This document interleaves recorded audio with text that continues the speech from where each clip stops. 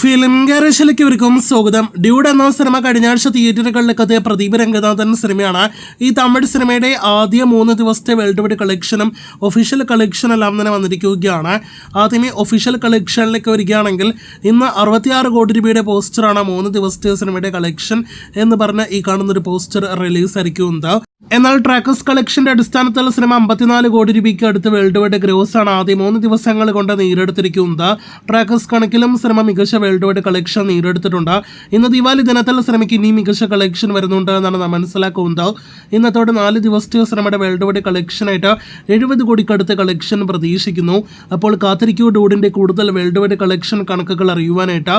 ഇനി കേരളത്തിലേക്ക് വരികയാണെങ്കിൽ സിനിമയുടെ ആദ്യ 3 ദിവസത്തെ കേരള കളക്ഷൻ 1,85,00,000 രൂപയാണ്. ഇന്ന് അവധി ദിവസം സിനിമയ്ക്ക് 35 ലക്ഷത്തിലേറെ കേരള ട്രാക്കിംഗ് ഗ്രോസ് വന്നിട്ടുണ്ട്. ഇന്ന് 60 ലക്ഷത്തിനടുത്ത് കേരള ഗ്രോസ് പ്രതീക്ഷിക്കുന്ന സിനിമ 2,40,00,000 കേരള ഗ്രോസിലേക്ക് എത്തപ്പെടാനായിട്ട് ഒരുങ്ങുന്നു. അങ്ങനെ വേൾഡ് വൈഡ് കളക്ഷൻ 1 കോടി ലക്ഷം വെച്ച് ഡ്യൂഡ് തിയേറ്ററുകളിൽ മുന്നേറിക്കൊണ്ടിരിക്കുന്നു. കാത്തിരിക്കൂ കൂടുതൽ പ്രദീപ് രംഗനാഥൻ സിനിമയുടെ കളക്ഷനായിട്ട്.